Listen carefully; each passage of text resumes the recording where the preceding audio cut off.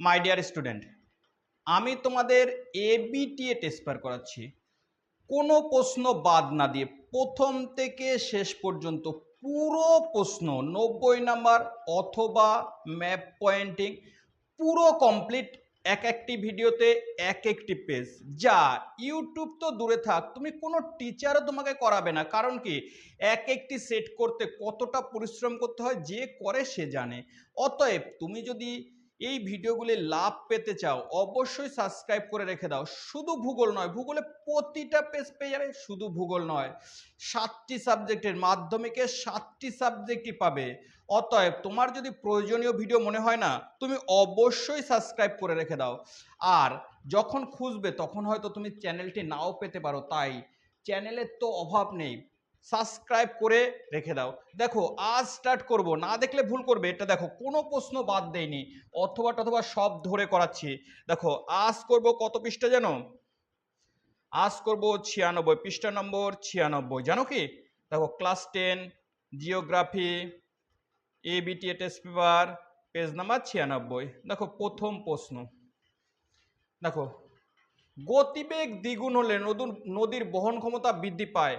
জানো কি? 64 গুণ। ঘ দাগ উত্তর।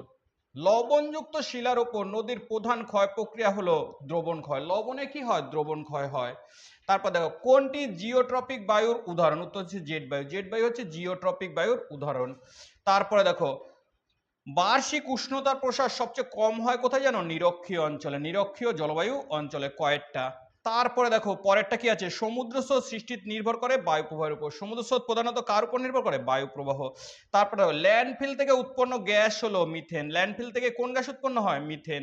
তারপর দেখো শিবালিক পর্বতের পাদদেশে ক্ষুদ্র ক্ষুদ্র শিলাখণ্ডে সঞ্চিত যে ভূমিরূপ গঠিত হয় তাকে বলা হয় ভাবর। তাহলে শিবালিক পর্বতের পাদদেশে ক্ষুদ্র ক্ষুদ্র শিলাখণ্ডে তো যে সময় তৈরি হয় তাকে বলা হয় ভাবর। গদাক। ভারতের সর্বাধিক জলসেচ করা হয় কোনটা জানো তো? কূপ ও নলকূপ। কূপ ও নলকূপে ভারতের সবচেয়ে। উত্তর পশ্চিম ভারতে গ্রীষ্মকালে যে ধূলিঝড় দেখা যায় তাকে কি বলা হয়? দক্ষিণ, তাকে বলা হয় আধি। উত্তর পশ্চিম ভারত বলতে কোনটা জানো? রাজস্থান, তারপরে হচ্ছে পাঞ্জাব, এখানে ধূলিঝড় দেখা যায়, তার নাম কি? আধি। ভারতের মৃত্তিকা সংরক্ষণে গৃহীত একটি পদ্ধতি হলো যেন ফালি চাষ। ভারতের মৃত্তিকা সংরক্ষণের পদ্ধতি কি? ফালি চাষ। সামুদ্রিক লবণাক্ত বাতাসে প্রয়োজন হয় ইকো চাষে। সামুদ্রিক লবণাক্ত বাতাস প্রয়োজন হয় ইকো চাষে। ভারতের একটি শুল্কমুক্ত বন্দরের নাম কি জানো? কান্দালা। কোথায় রয়েছে? গুজরাটে। গুজরাটের কান্দালা। দেখো ট্রপোগ্রাফিক্যাল মানচিত্রে সমোন্নতি রেখা অঙ্কন করা হয় বাদামি রং দিয়ে। ট্রপোগ্রাফিক্যাল মানচিত্রে কি করা হয়? দেখো উষ্ণতা কমলে বায়ুর ঘনত্ব বাড়ে, এটা শুদ্ধ সত্য কথা। উষ্ণতা যদি কমে তাহলে বায়ুর ঘনত্ব কি হয়? উষ্ণতা যদি কমে বায়ুর ঘনত্ব বেড়ে যায়, আর উষ্ণতা বাড়লে বায়ুর ঘনত্ব, উষ্ণতা বাড়লে বায়ু কি হয়? বায়ু হালকা হয়ে যায়। ওজোন স্তরে প্রাকৃতিক সৌর পর্দা বলা হয়, এটাও সত্য। কারণ কি জানো? ওজোন স্তর কি হয়? সূর্য থেকে আসা অতিবেগুনি রশ্মি শোষণ করে। মিস্ট্রাল একটি উষ্ণ স্নায়ু বায়ু যা ফ্রান্সের রোন উপত্যকায় প্রবাহিত হয়। দেখো মিস্ট্রাল উষ্ণ স্নায়ু শীতল বায়ু, তাহলে এটা অশুদ্ধ, মিথ্যা। মিস্ট্রাল হচ্ছে ঠান্ডা বায়ু। নিরক্ষীয় অঞ্চলে সমুদ্রের জলের লবণতা সর্বাধিক থাকে। নিরক্ষীয় অঞ্চলে সমুদ্রের জলের লবণতা সবচেয়ে কম থাকে, তাহলে এটাও ভুল। তারপরে বলেছে বজ্র পৃথকীকরণ বজ্র ব্যবস্থাপনার একটি বিশেষ ধাপ। বজ্র পৃথকীকরণ বজ্র ব্যবস্থাপনার একটি বিশেষ ধাপ, এটা সত্য। তারপর দেখো মরু অঞ্চলে মাটিকে পটসল বলে। মরু অঞ্চলে মাটিকে জানো কি? পটসল বলে, এটা সত্য। উপগ্রহ চিত্রের প্রতীকের সাহায্যে ভৌগোলিক বৈশিষ্ট্যগুলি, দেখো ভৌগোলিক বৈশিষ্ট্যগুলি বোঝানো হয়। উপগ্রহ চিত্রে কি হয়? বিভিন্ন প্রতীকের সাহায্যে ভৌগোলিক বৈশিষ্ট্যগুলি বোঝানো হয়, এটা সত্য। উপযুক্ত শব্দ বসিয়ে শূন্যস্থান পূরণ করো। দেখো নদীগর্ভে অবঘর্ষ প্রক্রিয়া গর্তগুলিকে ড্যাশ বলে? মন্থকূপ বলে। তাহলে নদীগর্ভে অবঘর্ষ প্রক্রিয়া সৃষ্ট গর্তগুলিকে মন্থকূপ বলে। হিমবাহ পৃষ্ঠে আড়াআড়ি ভাবে, হিমবাহ পৃষ্ঠে আড়াআড়ি ভাবে ও সমান্তরাল ফাটলগুলিকে কি বলে? ড্যাশ বলে? ক্রেভাস বলে। ভারতের শীতল মরুভূমির উদাহরণ হলো লাদাখ। ভারতের শীতল মরুভূমির নাম কি? লাদাখ। জলীয় বাষ্প ঘনীভূত হওয়ার সময় ড্যাশ ত্যাগ করে? উত্তর হচ্ছে লিন তাপ ত্যাগ করে। জলীয় বাষ্প ঘনীভূত হওয়ার সময় কি ত্যাগ করে? লিন তাপ। ভারত ও চীনের সীমারেখার নাম কি জানো? McMahon line. ভারত ও চীনের সীমারেখার নাম ম্যাকমোহন লাইন। বল উইভিল পোকা আক্রমণ করে কার্পাস চাষে। কার্পাস তুলায় কি চাষ আক্রমণ করে? বল উইভিল পোকা। উত্তর ভারতের ম্যানচেস্টার বলা হয় কানপুরকে। উত্তর ভারতের ম্যানচেস্টার কাকে বলা হয়? কানপুরকে। দেখো সাহারায় বালুকাময় মরুভূমির নাম আর্গ, আগরে। বায়ুমণ্ডলে কোন স্তরে জেট বিমান চলাচল করে? তা হচ্ছে স্ট্র্যাটোস্ফিয়ার। ট্রপোস্ফিয়ার আমরা রয়েছি তার উপর স্তরে, স্ট্র্যাটোস্ফিয়ার, সেখানে জেট বিমান চলাচল করে, কারণ ওখানে ঝড় বৃষ্টি বজ্রপাত কিছুই হয় না। একটি গ্রিনহাউস গ্যাসের নাম CO2, তারপর মিথেন, CFC সব গ্রিনহাউস গ্যাস, তাহলে CO2। বায়ুমণ্ডলের চাপ মাপার একক কি? মিলিবার। বায়ুমণ্ডলের চাপ মাপার একক কি? মিলিবার। মরা জোয়ার কোন সময় দেখা যায় জানো তো? অষ্টমী তিথিতে। অষ্টমী তিথি শুক্লপক্ষ বা কৃষ্ণপক্ষে কি হয়ে দেখা যায়? মরা জোয়ার। তারপর হচ্ছে ভারতে কোন মৃত্তিকায় কার্পাস চাষের জন্য উপযুক্ত? উত্তর রেগুর বা কৃষ্ণ মৃত্তিকা, রেগুর মৃত্তিকা বা কৃষ্ণ মৃত্তিকা। ভারতের দীর্ঘতম জাতীয় সড়কের নাম কি? উত্তর হচ্ছে NH44। আগে ছিল NH3, এখন বর্তমানে সেটা কত হয়ে গেছে? NH44।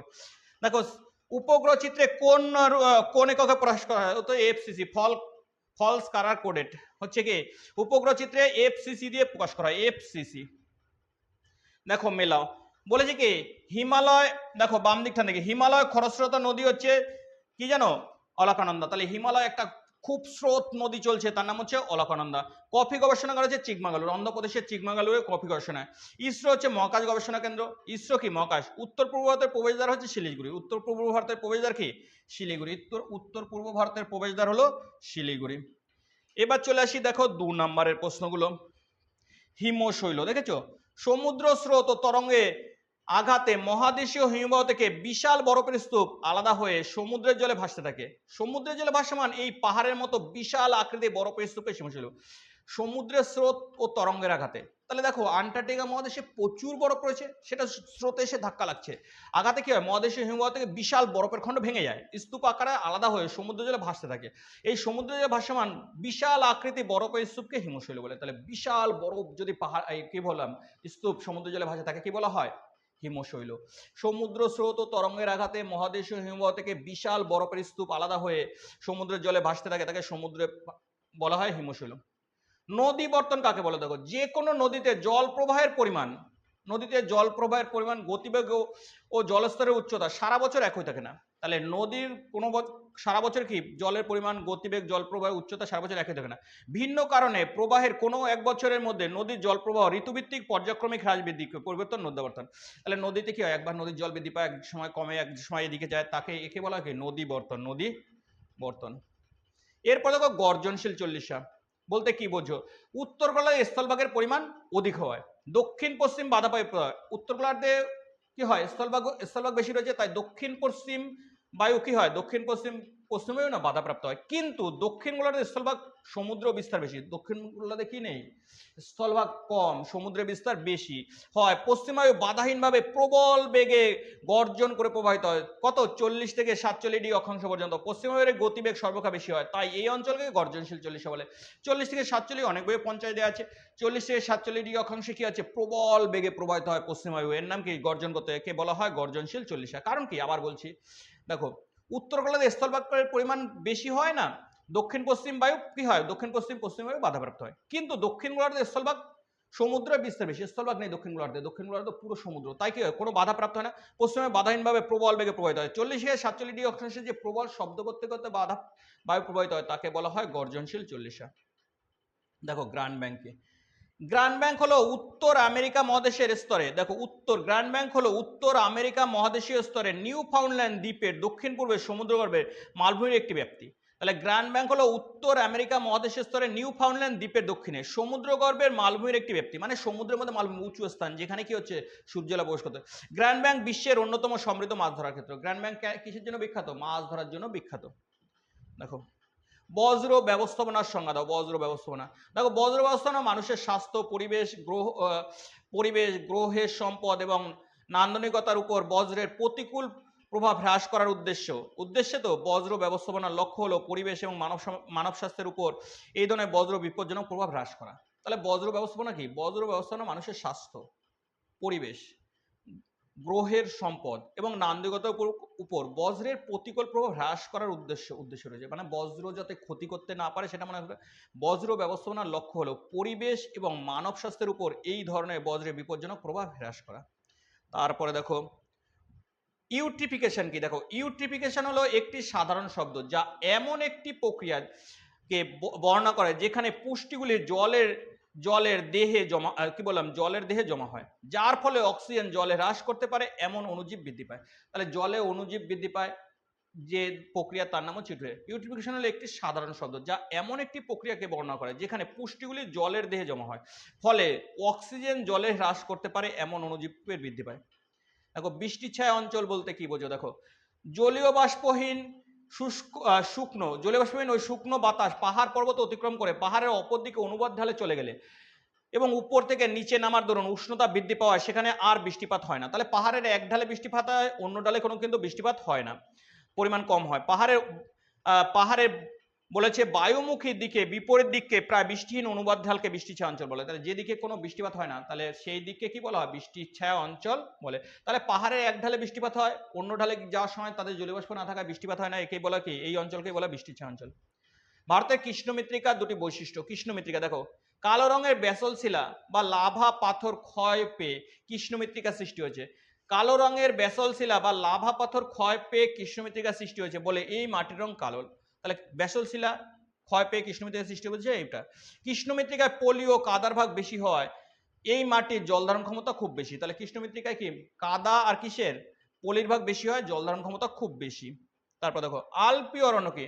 আলপীয় বন হলো তৃণভূমি যেগুলি 3000 মিটার উপরে উচ্চতায় শুরু হয় এবং এবং অবিলম্ব তুষারের নিচে অঞ্চলে বৃদ্ধি পায়। তাহলে অবিলম্বে তুষার রেখার নিচে, তাহলে 3000 থেকে তুষার বরফ পর্যন্ত যে গাছগুলো জন্মায় তাকে বলা হয় আলপীয় অরণ্য। আলপাইন বনের বেশিরভাগ পাহাড়ি এলাকায় পাওয়া যায়। বেশিরভাগ পাহাড়ি এলাকায় কি? বরফযুক্ত পাহাড়ি এলাকায় এই বন পাওয়া যায়। তথ্য প্রযুক্তি শিল্প কি? দেখো কম্পিউটার টেলিযোগাযোগ ব্যবস্থার সাহায্যে বিভিন্ন ধরনের তথ্য সংগ্রহ করে বিশ্লেষণ, পরিমার্জনা ও নির্ণয় বিশ্লেষণ ব্যবসায়িক প্রয়োজন করা হয় তাকে তথ্য প্রযুক্তি শিল্প বলে। তাকে তথ্য প্রযুক্তি শিল্প বলে। দূর সংবেদন কি? দেখো পৃথিবীপৃষ্ঠের কোনো স্তরে কোনো বস্তুর প্রতক্ষণ, দেখো পৃথিবীপৃষ্ঠে কোনো বস্তুর প্রতক্ষণ সংস্পর্শ না এসে ওই বস্তু সম্পর্কে তথ্য ও বৈজ্ঞানিক পদ্ধতি সংগ্রহ করে বিশ্লেষণ করা হয় তাকে দূর সংবেদন বলে। তাহলে পৃথিবীপৃষ্ঠে কোনো বস্তুর প্রত্যক্ষ সংস্পর্শ মানে স্পর্শ না করে ওই বস্তু সম্পর্কে তথ্য ও বৈজ্ঞানিক পদ্ধতি সংগ্রহ করা হয়, বিশ্লেষণ করা হয় তাকে দূর সংবেদন বলে। প্যাসিফিক সেন্সর কি? দেখো প্যাসিফিক সেন্সর কি? দেখো একটি প্যাসিফিক ইনফ্রারেড সেন্সর হলো একটি ইলেকট্রনিক সেন্সর যার দৃশ্যের ক্ষেত্রে বস্তু থেকে বিকিরণকারী ইনফ্রারে আলোর পরিমাণ করে। এগুলি প্রায়ই পিআইআর ভিডিওকে গতি আবিষ্কারকগুলিতে ব্যবহৃত হয়। পিআইআর সেন্সরগুলি সাধারণত নিরাপত্তা ও অ্যালার্ম এবং স্বয়ংক্রিয় আলো অ্যাপ্লিকেশনগুলিতে ব্যবহার হয়। স্বয়ংক্রিয় আলো অ্যাপ্লিকেশনগুলিতে কি হয়? ব্যবহার হয়। তারপর দেখো 3 নম্বরের প্রশ্ন, সব নদীর মোহনায় বদ্বীপ সৃষ্টি হয়নি কেন? সব নদীর মোহনায় বদ্বীপ দেখা যায় না। বদ্বীপ গঠনের জন্য কতগুলি অনুকূল ভৌগোলিক প্রবেশ প্রয়োজন হয়, যেগুলি না হলে বদ্বীপ হয় না। তাহলে সব নদীর মোহনায় বদ্বীপ নেই কেন? বদ্বীপ গঠনের জন্য কতগুলি অনুকূল ভৌগোলিক প্রবেশ। সমুদ্র স্রোত বিপরীত দিকে বায়ু প্রবাহ হতে হবে। এক নম্বর, সমুদ্র স্রোত যেদিকে হয় তার দিকে বিপরীত দিকে। নদীর মধ্য দিয়ে অধিক শিলা চূর্ণ বহন করতে হবে। সমুদ্র স্রোতের অপসারণ ক্ষমতা নদীর সঞ্চয়ের হার অধিক হতে হবে। অগভীর সমুদ্র হতে হবে। মোহনার নিকট জলের ঘনত্ব অধিক থাকতে হবে। অ্যামাজন, জাইরে, নর্মদা, তাপ্তি প্রভৃতি নদীর মোহনায় বদ্বীপ গঠিত হয়নি। অ্যামাজন, জাইরে প্রচুর জল বহন করে বলেও মোহনার নিকট স্রোতের পরিমাণ বেশি থাকায় নর্মদা ও তাপ্তি নদী কি বলেছে? বোঝার পরিমাণ বেশ কম। তাহলে বোঝার পরিমাণ বলতে কি? শিলার পরিমাণ বেশ কম এবং পশ্চিম উপকূলে ক্রমশই উপরে উঠে থাকায় গাঠনিক স্থান না থাকায় বদ্বীপ সৃষ্টি হয়নি। তাহলে সব নদীর মোহনায় বদ্বীপ সৃষ্টি হয় না। সমুদ্রবায়ু ও স্থলবায়ুর মধ্যে পার্থক্য লেখো। দেখো সমুদ্রবায়ু স্থলবায়ুর পার্থক্য, সংজ্ঞাগত পার্থক্য। স্থানীয়ভাবে সমুদ্র থেকে স্থলভাগের দিকে প্রবাহিত হয় যে বায়ু তাকে সমুদ্রবায়ু বলে। তাহলে সমুদ্র থেকে স্থলভাগের দিকে যে বায়ু আসে তাকে সমুদ্রবায়ু বলে। আর স্থলবায়ু কাকে বলে? দেখো একটি নির্দিষ্ট সময় স্থলভাগ থেকে সমুদ্রের দিকে যে বায়ু প্রবাহিত হয় তাকে স্থলবায়ু বলে। তাহলে একটি নির্দিষ্ট সময় সমুদ্র থেকে স্থলভাগে আসলে তাকে সমুদ্রবায়ু, স্থল থেকে সমুদ্রের দিকে গেলে তাকে প্রবাহের সময়। দেখো সাধারণত বিকেল ও সন্ধ্যার সময় সমুদ্রবায়ু প্রবাহিত হয়। তাহলে দুপুরবেলা থেকে স্টার্ট হয় বিকেল সন্ধ্যা পর্যন্ত। আর স্থলবায়ু পুরো মধ্যরাত থেকে ভোর রাত পর্যন্ত প্রবাহিত হয়। বায়ুর প্রকৃতি, সমুদ্রের জলভাগ থেকে আসে বলে আর্দ্র প্রকৃতির হয়। সমুদ্রভাগ জলভাগ থেকে আসে বলে কি হয়? কেমন বায়ু? আর্দ্র। সমুদ্রবায়ু জল থেকে আসে তাই আর্দ্র। স্থলবায়ু স্থলভাগ থেকে আসে তাই জলীয়বাষ্পহীন শুষ্ক প্রকৃতির। বায়ু প্রবাহের দিক দেখো, সমুদ্রবায়ু সমুদ্র থেকে স্থলের দিকে প্রবাহিত হয়। স্থলবায়ু স্থলভাগ থেকে সমুদ্রের দিকে প্রবাহিত হয়। বায়ু প্রবাহের অবস্থান দেখো, সমুদ্রবায়ু প্রবাহিত হওয়ার সময় সমুদ্রের ওপর উচ্চচাপ এবং স্থলভাগে নিম্নচাপ অবস্থান করে। সমুদ্রবায়ু প্রবাহিত হয় সমুদ্রে উচ্চচাপ আর স্থলভাগে নিম্নচাপ। অন্যদিকে স্থলবায়ু প্রবাহিত হওয়ার সময় সমুদ্রের ওপর নিম্নচাপ, স্থলভাগে উচ্চচাপ অবস্থান করে। তাহলে কতগুলো পার্থক্য দিয়েছি? অনেকগুলো দিয়েছি, 3টে পারলেই এনাফ, দেখে নেবে। জৈব বজ্র এবং অজৈব বজ্রের মধ্যে প্রধান পার্থক্য দেখো। জৈব বজ্র অজৈব বজ্রের প্রধান পার্থক্য দেখো। বিষয় হচ্ছে জৈব বজ্র আর অজৈব, জৈব একটা অজৈব। উৎস দেখো, বিভিন্ন প্রকার প্রাণী, উদ্ভিদ, দেহ, ফলমূল প্রভৃতি থেকে জৈব বজ্র উৎপন্ন হয়। জৈব বজ্র কত উৎপন্ন হয়? উদ্ভিদ, প্রাণী, ফলমূল প্রভৃতি থেকে জৈব। আর ধাতব টুকরো, প্লাস্টিক, পলিথিন, ইমারত দ্রব্য, কাঁচ, বিভিন্ন প্রকার রাসায়নিক দ্রব্য, গ্যাসীয় পদার্থ প্রভৃতি থেকে অজৈব দ্রব্য প্রকৃতি। দেখো এগুলি ব্যাকটেরিয়া, জৈব বজ্রগুলো ব্যাকটেরিয়া ছত্রাক দ্বারা বিশ্লেষিত হয়, অর্থাৎ জৈব ভঙ্গুর বজ্র পদার্থ। তাহলে জৈব বজ্র এগুলি কোনো প্রকার অণুজীব দ্বারা বিশ্লেষিত হয় না, তাই এগুলো জৈব অভঙ্গুর, স্থিতিশীল। এগুলি পচে দ্রুতকার মাটিতে মিশে যায়। জৈব ভঙ্গুরগুলো কি হয়? খুব দ্রুত মাটিতে মিশে থাকে। আর কঠিন বজ্রগুলো দীর্ঘকাল অক্ষত থাকে, আর তরল গ্যাসীয় বজ্রগুলো মাটিতে জলের সঙ্গে বায়ুতে মিশিয়ে যায়, বায়ুতে মিশিয়ে যায়।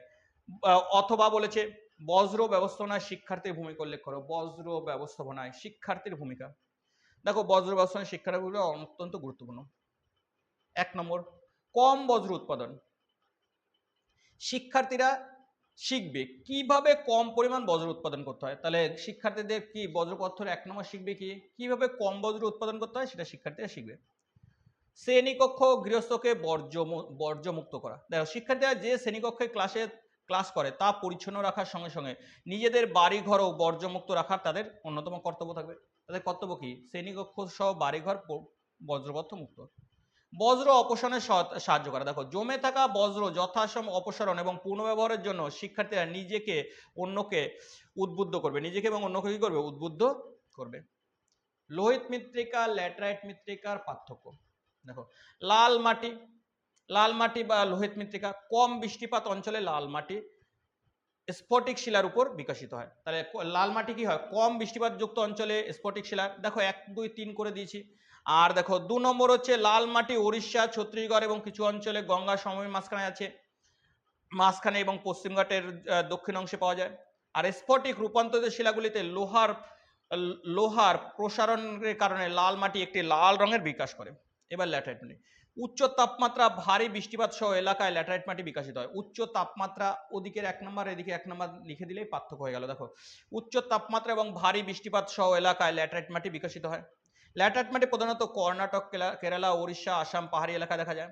ল্যাটেরাইট মাটিতে হিউমাসের পরিমাণ খুব বেশি, পরিমাণ খুব কম। ল্যাটেরাইট মাটিতে কি বললাম? হিউমাসের পরিমাণ খুব কম, তাই কৃষিকাজে অনুপযুক্ত। রবি এবং খারিফ শস্যের মধ্যে পার্থক্য লেখো। দেখো বপন ঋতু। রবি শস্য বপন করা হয় অক্টোবর নভেম্বর মাসে এবং বর্ষার শেষের দিকে। অক্টোবর নভেম্বর মাসে বর্ষার শেষের দিকে। তাহলে রবি শস্য কখন বপন করা হয়? অক্টোবর নভেম্বর মাসে বর্ষার শেষের দিকে। খারিফ শস্য গ্রীষ্মে জুন জুলাই মাসে বপন করা হয়। গ্রীষ্মে জুন জুলাই মাসে বপন করা হয়। ফসল কাটা বসন্তে, দেখো ফসল কাটা হয়। রবি শস্য বসন্তে কাটা হয় মার্চ এপ্রিল মাসে। শরৎকালে ফসল কাটা হয় সেপ্টেম্বর। তাহলে খারিফ শস্য কাটা হয় শরৎ। দেখো প্রথম রবি শস্য পশ্চিম নাতিশীতোষ্ণ ঘূর্ণিঝড় থেকে বৃষ্টি, সেচ এবং অবশিষ্ট মাটির আর্দ্রতার উপর নির্ভরশীল করে, মূলত মৌসুমের বৃষ্টির উপর নির্ভরশীল করে। আর রবি শস্য কি হচ্ছে? বৃদ্ধির জন্য প্রয়োজনীয় বিষয়গুলি প্রয়োজন শীতল তাপমাত্রা, মাঝারি আর্দ্রতা। তাহলে রবি শস্য শীতকালে। আবার উষ্ণ আর্দ্র। উদাহরণ দেখো, রবি শস্য হচ্ছে গম, মটর, ছোলা, সরিষা, যব ইত্যাদি। আর খারিফ শস্য হচ্ছে চাল, অড়হর, ভুট্টা, কালো ছোলা ইত্যাদি। দেখো পরের প্রশ্ন, উপগ্রহ চিত্রের 3টি বৈশিষ্ট্য লেখো। উপগ্রহ চিত্রে যেসব বৈশিষ্ট্যগুলি দেখা যায় সেগুলি হলো 1 নম্বর, দূর সংবেদন ব্যবস্থা। উপগ্রহ চিত্রে কি লাগানো থাকে? যে ক্যামেরা লাগানো থাকে হচ্ছে দূর সংবেদন। দেখো কৃত্রিম উপগ্রহে সংস্থাপিত সংবেদকের সাহায্য করে দূর থেকে বস্তু স্পর্শ না করে সংগ্রহী তথ্য থেকে উপগ্রহ চিত্র পাওয়া যায়। তাহলে উপগ্রহের চিত্রটা একদম পাঠিয়ে দেয় নিচে, তা হচ্ছে কি ব্যবহার করা? দূর সংবেদনের সাহায্যে। উন্নত প্রযুক্তি। এটি একটি অত্যাধুনিক প্রযুক্তি নির্ভর চিত্র। তাহলে উপগ্রহ চিত্র হচ্ছে অত্যাধুনিক প্রযুক্তি নির্ভর চিত্র। স্কেল, এই চিত্রে সুনির্দিষ্ট স্কেল তৈরি করা হয়। তাহলে এই চিত্রে কি করে? সুনির্দিষ্ট। উপগ্রহ চিত্রে ভূবৈচিত্র্য মানচিত্রের পার্থক্য। দেখো মানচিত্রের প্রকৃতি। নির্দিষ্ট অঞ্চলের জরিপ কাজের মাধ্যমে তথ্য মানচিত্র হচ্ছে ভূবৈচিত্র্য। আর কৃত্রিম উপগ্রহের মাধ্যমে যেটা তোলা হয় ক্যামেরার সাহায্যে সেটা হচ্ছে উপগ্রহ চিত্র। কৃত্রিম উপগ্রহের সাহায্যে তোলা হলে সেটা কৃত্রিম উপগ্রহ, আর নির্দিষ্ট অঞ্চলের জরিপ মানে মেপে ধরে যেটা আমিনরা মাপে সেটা হচ্ছে কি বলেছে? সেটা হচ্ছে ভূবৈচিত্র্য মানচিত্র। তথ্যের গুণ। দেখো মানচিত্রের তথ্যের গুণ সর্বদা নিখুঁত হয় না। তার মানে কোনটায়? ভূবৈচিত্র্য মানচিত্রের তথ্যের গুণ নিখুঁত নাও হতে পারে। আর উপগ্রহ চিত্রের তথ্য সম্পূর্ণ নিখুঁত। তথ্যের প্রকৃতি। দেখো ভূপ্রকৃতি, নদ নদী, জলাশয়, উদ্ভিদ, জনবসতি, যোগাযোগ ব্যবস্থা প্রভৃতি ভৌগোলিক বিষয়গুলোকে দেখানো হয় ভূবৈচিত্র্য মানচিত্রে।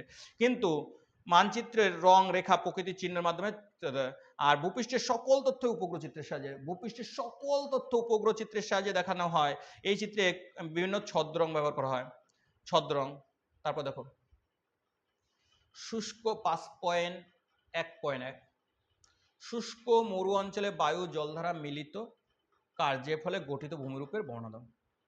দেখো, মরু অঞ্চলে বায়ুর কার্য প্রধানত দেখা যায় মরুভূমি অঞ্চলে বৃষ্টি হলে। দেখো, মরু অঞ্চলে বায়ুর কার্য প্রধানত দেখা যায়, মরু অঞ্চলে বৃষ্টি হলে বায়ু ও জলধারা মিলিত কার্যের ফলে ভূমিরূপ গড়ে ওঠে।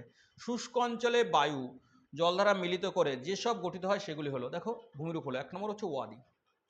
ওয়াদি আরবি শব্দটির অর্থ শুষ্ক উপত্যকা। ওয়াদি কথার অর্থ কি? শুষ্ক উপত্যকা। মরুভূমিতে প্রবল জলধারা বৃষ্টি হলে জলধারা ক্ষয় শক্তি দ্বারা ও অগভীর খাতের ন্যায় সৃষ্টি হয়। তাহলে জল যদি প্রবল বেগে চলে যায় অগভীর খাদের ন্যায় সৃষ্টি হয়। সাধারণ অবস্থায় খাতগুলি শুষ্ক থাকে, সাধারণ না জল থাকে না মরুভূমিতে। বৃষ্টি হলে সরু জলধারা খাদের মধ্য দিয়ে প্রবাহিত হয়। থর মরুভূমিতে তাই একে বলে থর মরুভূমিতে তাই একে নালা বলে। এই প্রকার ভূমিরূপ ওয়াদি নামে পরিচিত। এই প্রকার ভূমিরূপকে কি বলা হয়? তাহলে মরুভূমিতে শুষ্ক নদী খাতকে ওয়াদি বলে। এটা কি হয়? জল চললে খাদ তৈরি হয়, তার নাম ওয়াদি। আর নালা বলে থর মরুভূমিতে। পেডিমেন্ট, দেখো পেডি কথার অর্থ পাদদেশ এবং মাউন্টেন বা মন্ট শব্দটির অর্থ পর্বত।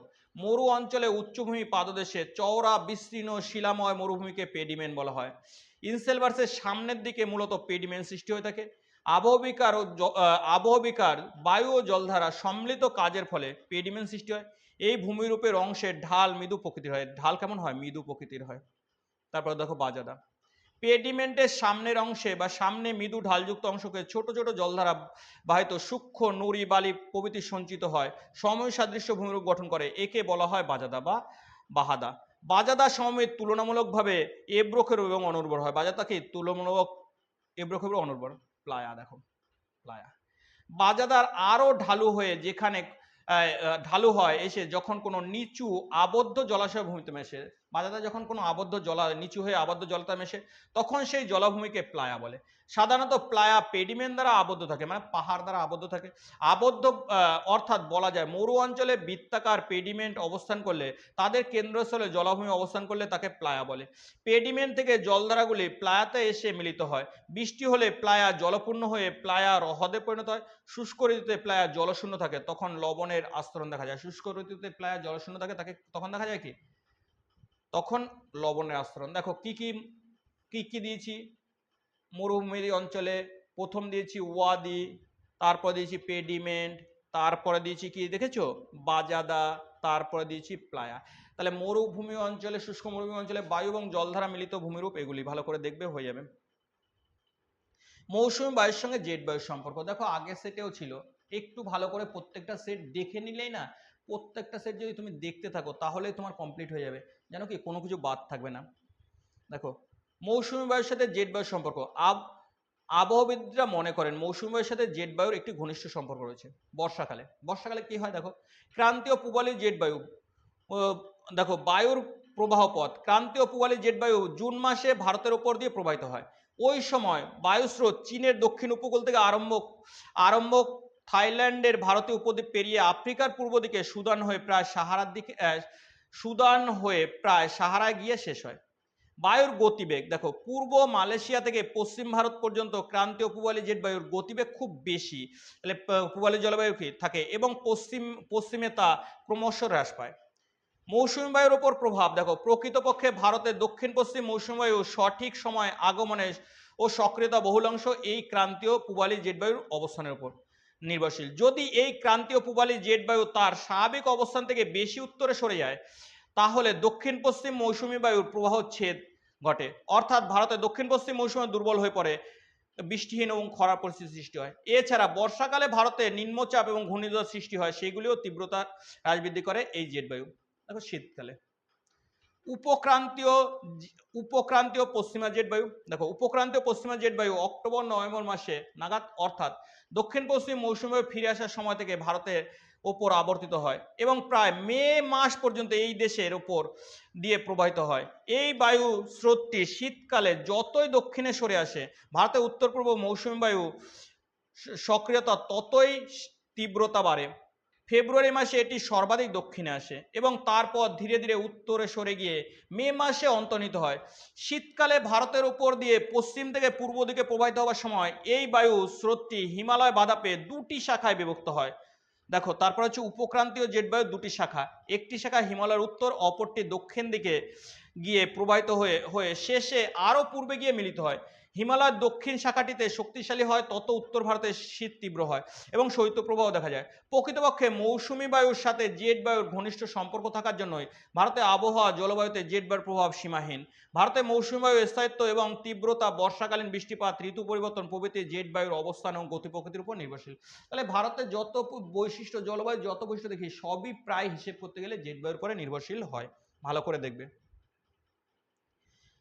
পৃথিবীর প্রধান বায়ুচাপ বলয়ের সাথে নিয়ত বায়ুর সম্পর্ক লেখো। বায়ুচাপ বলয়, দেখো বায়ুচাপ বলয় বায়ুচাপ পার্থক্য এই নিয়ত বায়ুর প্রধান কারণ।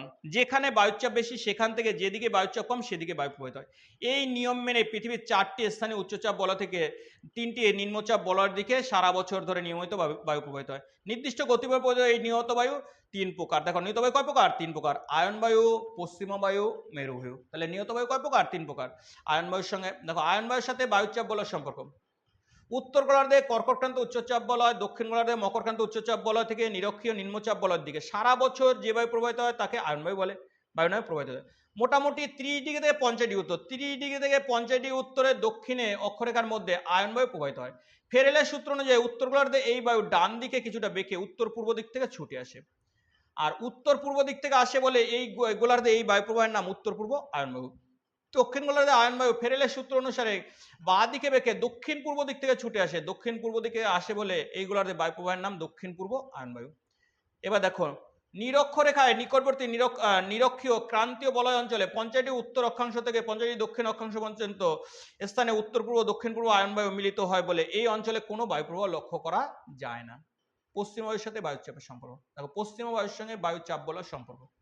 পশ্চিমা উভয় গোলার্ধে সাধারণত 30 থেকে 60 ডিগ্রি অক্ষর, 30 থেকে 60 ডিগ্রি অক্ষরেখার মধ্যে ক্রান্তীয় উচ্চচাপ বলয় থেকে মেরুবৃত্তীয় প্রদেশীয় নিম্নচাপ বলয়ের দিকে সারা বছর প্রবাহিত হয়।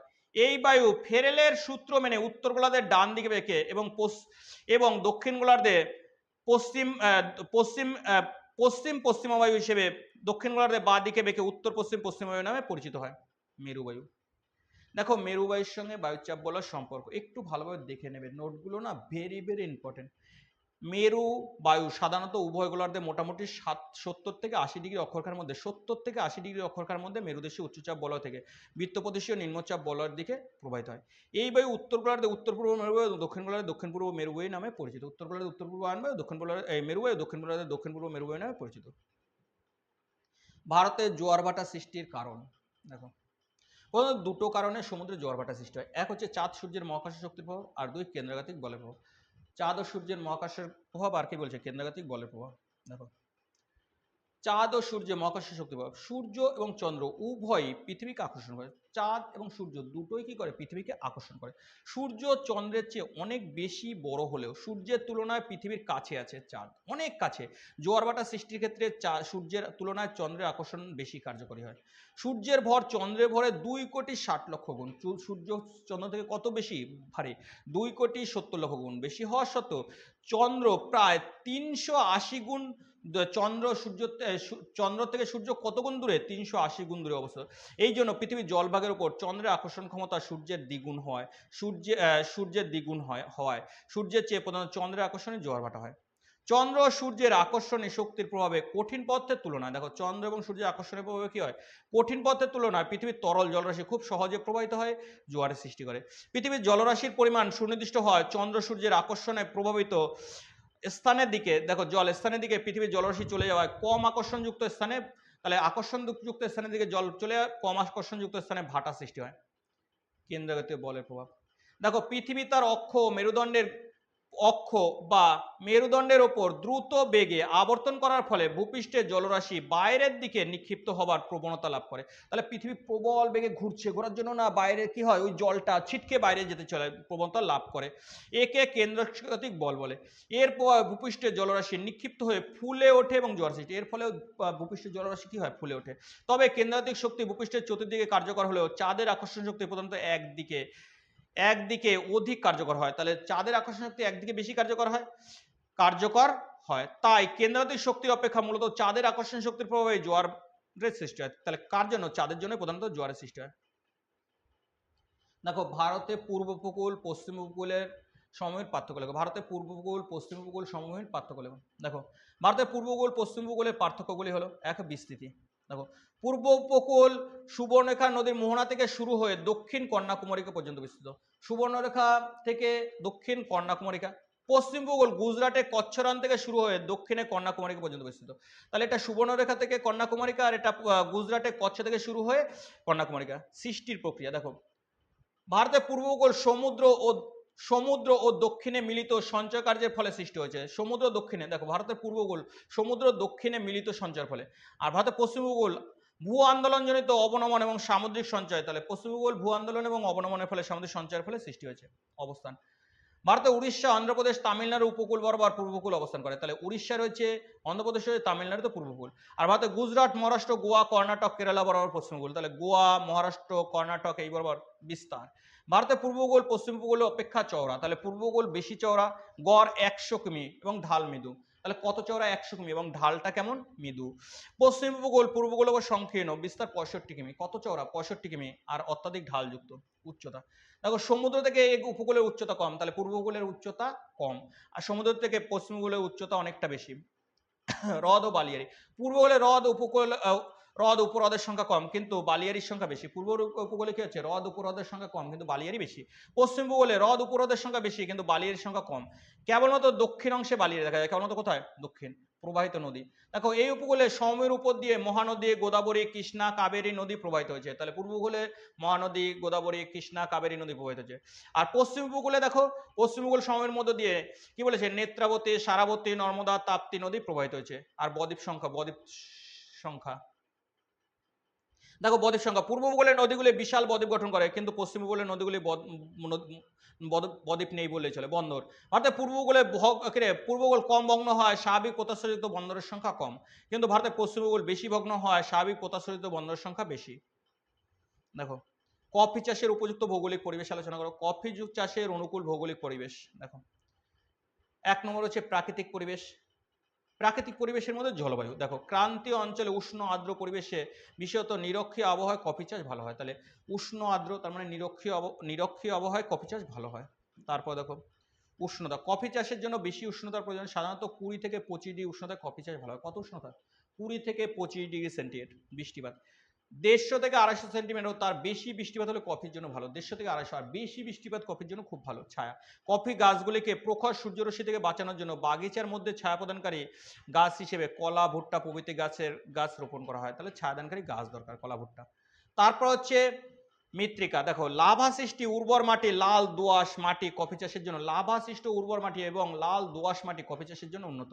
ভূপ্রকৃতি ঢালু উচ্চভূমি বিশেষত পর্বতের পাদদেশে কফি চাষে ভালো হয় এবং দক্ষিণ ভারতে দক্ষিণ কর্ণাটক পার্বত্য অন্ধ্রপ্রদেশে, উত্তর কেরালা পার্বত্য অঞ্চলে, তামিলনাড়ুর উত্তরাংশে প্রচুর কফি উৎপন্ন হয়। প্রচুর কফি উৎপন্ন হয়। অর্থনৈতিক পরিবেশ দেখো শ্রমিক গাছ লাগানো, কফি গাছ লাগাতে হবে, গাছ পরিচর্যা করা, ফল তোলা, ফল ভাজা, কফির ফল গুঁড়ো করা প্রভৃতি কাজের জন্য প্রচুর শ্রমিকের প্রয়োজন। তাহলে কফি চাষের জন্য অনেক শ্রমিক দরকার। অন্যান্য দেখো কফি বাগিচা ফসল তাই উন্নত পরিচালনা ব্যবস্থা গড়ে তোলার প্রয়োজন। এর সঙ্গে বাগিচার মধ্যে কফি গাছ লাগানো থেকে শুরু করে কফি প্রস্তুত করা এবং তাকে বাক্সজাত করে বিদেশে রপ্তানি উপযোগী করে তোলার সব ধরনের ব্যবস্থা রাখতে হয়। এছাড়া উন্নত পরিবহন ব্যবস্থা, কফি বাগিচা থেকে বন্দর পর্যন্ত প্রচুর মূলধন প্রয়োজন হয়ে থাকে। ভারতের পশ্চিম অঞ্চলে কার্পাস বয়ন শিল্পর কেন্দ্রীভবনের কারণগুলি লেখো। ভারতের পশ্চিম অঞ্চলে কার্পাস বয়ন শিল্পের কেন্দ্রীভবনের কারণ দেখো ভারতের পশ্চিম ভারতের কৃষ্ণ মৃত্তিকা অঞ্চলে বিশেষত মহারাষ্ট্র, পুনে, নাগপুর, আকোলা, জলগাঁও, গুরগাঁওতে, আহমেদাবাদ, সুরাত, ভাদোদরা, রাজকোট প্রভৃতি স্থানে অসংখ্য কার্পাস বয়ন শিল্প গড়ে উঠেছে। এদেশে পশ্চিমাঞ্চলে কার্পাস বয়ন শিল্প গড়ে উঠেছে। এর কারণগুলি হলো 1 নম্বর দেখো শ্রেষ্ঠ তুলা উৎপাদক অঞ্চল। দেখো মহারাষ্ট্র, গুজরাট, ঔরঙ্গাবাদ, জলগাঁও, বুলধানা, কৃষ্ণ মৃত্তিকা অঞ্চল হলো এদেশের অন্যতম শ্রেষ্ঠ তুলা উৎপাদক অঞ্চল। ফলে এখানে শিল্পের প্রয়োজনীয় কাঁচামাল তুলা সুলভে পাওয়া যায়। তারপর দেখো আর্দ্র জলবায়ু। আরব সাগর সংলগ্ন মহারাষ্ট্র, গুজরাটের জলবায়ু আর্দ্র, যা সুতো কাটার পক্ষে বিশেষ উপযোগী। সুলভ বিদ্যুৎ শক্তি দেখো উকাই, কাদান কোথায়? গুজরাটের। মহারাষ্ট্রে হচ্ছে ভিপপুরি, কয়না জলবিদ্যুৎ কেন্দ্র, ট্রম্বে, নাসিক মহারাষ্ট্রের তাপবিদ্যুৎ কেন্দ্র থেকে সুলভ বিদ্যুৎ কি বলে সুলভে বিদ্যুৎ শিল্প স্থাপনে সহায়ক হয়েছে। তাহলে সুলভ মানে বিদ্যুৎ খরচা কম হয়, তাই কি হচ্ছে বন্দরের সান্নিধ্য। দেখো ভারতে 3টি প্রধান বন্দর, মুম্বাই, কান্ডালা, জওহরলাল নেহরু বন্দর বন্দর এবং অন্যান্য অপ্রধান বন্দর সুরাত, পোরবন্দর প্রভৃতি এর কাছে অবস্থিত। এর ফলে এই শিল্পে প্রয়োজনীয় যন্ত্রপাতি, উন্নত মানের তুলা আমদানি এবং কার্পাস বস্ত্রের রপ্তানি ক্ষেত্রে বিশেষ সুবিধা হয়। তাহলে কাছাকাছি বন্দর রয়েছে কি কি? 3টি প্রধান, মুম্বাই, কান্ডালা, জওহরলাল নেহরু বন্দর রয়েছে, অপ্রধান সুরাত, পোরবন্দর রয়েছে। এই শিল্পে প্রয়োজনীয় যন্ত্রপাতি, উন্নত মানের তুলা আমদানি এবং কার্পাসজাত দ্রব্য বিদেশে রপ্তানি করতে এই বন্দরগুলো সহায়তা করে। তারপরে দেখো উন্নত পরিবহন ব্যবস্থা। পশ্চিম ও মধ্য কোঙ্কণ রেলপথ, পশ্চিম ও মধ্যে কোঙ্কণ রেলপথ রয়েছে এবং 47, 48, 64, 160 নং জাতীয় সড়ক রয়েছে। তাহলে পশ্চিম মধ্য রেলপথ রয়েছে, তার সঙ্গে 47, 48, 64, 160 নং জাতীয় সড়ক রয়েছে। এই অঞ্চলে প্রবাহিত হয়। এখানে পরিবহন ব্যবস্থা উন্নত। পরিবহন ব্যবস্থা কি উন্নত? অন্যান্য দেখো কার্পাসের পর্যাপ্ত মূলধন বিনিয়োগ, বৃহৎ শিল্প পরিচালনার জন্য অভিজ্ঞ পরিশি, ভাটিয়া ও গুজরাটি ব্যবসায়ীরা এই অঞ্চলে কার্পাস বহন শিল্পে উন্নত বিশেষ উদ্যোগী হয় এবং এর জন্য দেখো এই অঞ্চলে কার্পাস শিল্পের উন্নতিতে বিশেষ উদ্যোগী হয় এবং এর জন্য পর্যাপ্ত মূলধন বিনিয়োগ করে। এছাড়া মুম্বাই ভারতের মূলধনের রাজধানী হয়, শিল্পের মূলধন পেতে অসুবিধা না। মূলধনের রাজধানী কোনটা? মুম্বাই, তাই মূলধনের অসুবিধা হয় না, সুলভ শ্রমিক। দেখো মুম্বাই আহমেদাবাদ অঞ্চলে ঘন জনবসতি হওয়া এই অঞ্চলে শিল্পের জন্য প্রয়োজনীয় সুলভ শ্রমিক সহজে পাওয়া যায়। মুম্বাই এবং কি হচ্ছে আহমেদাবাদে প্রচুর লোক, তাই কি হয় সুলভ শ্রমিক অসুবিধা হয় না। তাহলে বিকাশের উপযুক্ত পরিকাঠামো, মহারাষ্ট্র গুজরাট রাজ্যের শিল্প বিকাশের প্রয়োজনীয় পরিকাঠামো এই অঞ্চলে কার্পাস শিল্পের উন্নতির সহায়ক করেছে। উন্নত পরিকাঠামো রয়েছে মুম্বাই এবং কি মহারাষ্ট্র গুজরাটে। তারপর দেখো বিপুল চাহিদা, মুম্বাই ভারতের প্রবেশদ্বার, তাই পশ্চিমের দেশগুলির নিত্য নতুন ফ্যাশন ঢেউ এসে এখানেই প্রথমে পৌঁছায় এবং তারপরে পরে এই অঞ্চলের উৎপাদন বস্ত্র সামগ্রীর উপর। এর জন্য আভ্যন্তরীণ এবং আন্তর্জাতিক উভয় ক্ষেত্রে পশ্চিম অঞ্চলে উৎপাদিত বস্ত্রের বিপুল চাহিদা লক্ষ্য করা যায়। মানে দেশের মধ্যে প্রচুর বস্ত্র লাগে, বিদেশেও এই অঞ্চল দিয়ে বস্ত্র চাহিদা মেটায়, তাই প্রচুর চাহিদা রয়েছে।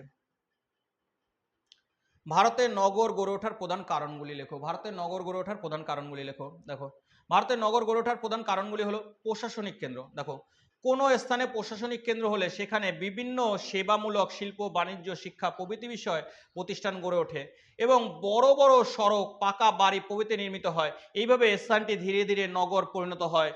উদাহরণ চণ্ডীগড়, ভোপাল, গান্ধীনগর প্রভৃতি ভারতের নগরগুলিতে প্রশাসনিক বিকাশের পরেই কি হয়েছে শহর তৈরি হয়েছে। দেখো প্রশাসনিক কেন্দ্র, কোনো স্থানে প্রশাসনিক কেন্দ্র যদি গড়ে ওঠে সেখানে বিভিন্ন সেবামূলক, শিল্প, বাণিজ্য, শিক্ষা কেন্দ্র প্রভৃতি গড়ে ওঠে এবং বড় বড় সড়ক, পাকা বাড়ি নির্মিত হয়। এইভাবে ধীরে ধীরে নগরে পরিণত হয়। উদাহরণ চণ্ডীগড়, ভোপাল, গান্ধীনগর প্রভৃতি ভারতের নগরগুলি প্রশাসনিক কারণেই কি হয়েছে নগরে পরিণত লাভ করেছে। খনিজ সম্পদ সমৃদ্ধ অঞ্চল, দেখো বিভিন্ন শিল্পে খনিজ সম্পদের প্রয়োজনীয়তা অপরিসীম, তাই বহু খনিজ দ্রব্য উত্তোলন কেন্দ্র করে করে খনিজ সমৃদ্ধ অঞ্চলে ধীরে ধীরে নগরে পরিণত হয়। মানে খনিজ তোলার লোক, সেখানে লোক বসবাস করতে করতে নগরে পরিণত হয়। উদাহরণ আসানসোল, ধানবাদ। আসানসোল, ধানবাদ খনির কারণে সে দুটো শহরে নগরে পরিণত হয়েছে। তারপর দেখো শিল্প কেন্দ্র, যেসব স্থানে শিল্প গড়ে উঠেছে সেই সব স্থানে জীবিকা কাজের সুবিধা থাকায় জনগণ কি করে জনসমাগম ঘটেছে। এর ফলে স্থানগুলি ক্রমশই নগরে পরিণত লাভ করেছে। যেমন জামশেদপুর, দুর্গাপুর, এরা কি শিল্পের মানে কাজ পাওয়া যায়, এখানে লোক, তাই বাণিজ্য কেন্দ্র। যেসব অঞ্চলে যেসব স্থানে পণ্য সামগ্রীর সমাবেশ হয় এবং ওইসব পণ্য ক্রেতা বিক্রেতা সমাগম ঘটে সেই সব স্থানে নগর গড়ে উঠেছে। উদাহরণ হরিয়ানার হিসার, উত্তরপ্রদেশের হাপুর প্রভৃতি। যোগাযোগ কেন্দ্র, ভারতের যেসব স্থানে যোগাযোগ কেন্দ্র অর্থাৎ বিভিন্ন দিক থেকে রেলপথ, সড়কপথ, জলপথ এসে মিলিত হয়েছে সেই সব স্থানে নগর গড়ে উঠেছে। উদাহরণ শিলিগুড়ি, খড়গপুর প্রভৃতি। তীর্থস্থান, দেখো বড় বড় তীর্থস্থানে প্রচুর জনসমাগম ঘটে, এগুলি কালক্রমে নগরে পরিণত হয়েছে। উদাহরণ হরিদ্বার, বারাণসী, মথুরা, বৃন্দাবন ইত্যাদি। সবশেষে বলা যায় নগর গড়ে ওঠার সময় উল্লেখিত কারণগুলির মধ্যে যে কোনো একটি প্রধান বিস্তৃত হলেও পরবর্তী সময়ে অনেকগুলি কারণে সম্মিলিতভাবে এই নগর উন্নতি লাভে সাহায্য করে। পরবর্তীকালে অনেক। শিক্ষা সংস্কৃতি কেন্দ্র, দেখো শিক্ষা সংস্কৃতি কেন্দ্র হিসেবে পরিচিত কোন স্থান নগর হিসেবে আত্মপ্রকাশ করে। উদাহরণ শান্তিনিকেতন।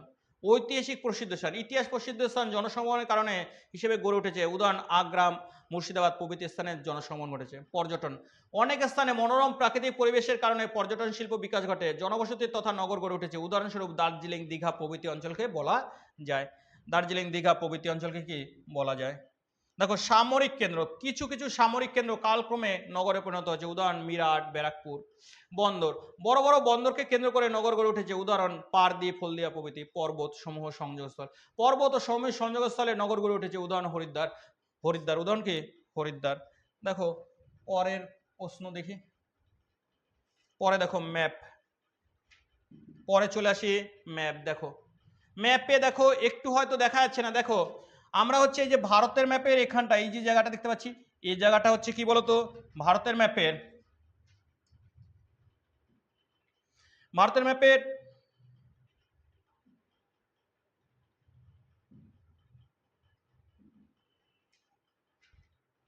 ভারতের ম্যাপের এখানে দেখো, এখানে রয়েছে খাম্বাত উপসাগর। দেখো গুজরাটের এই যে জায়গাটা, এখানে রয়েছে খাম্বাত উপসাগর। ভারতের যে এই যে দাগটা রয়েছে, যে কেন্দ্র কন্যাকুমারী, এখান থেকে এটা করলে না করমণ্ডল উপকূল।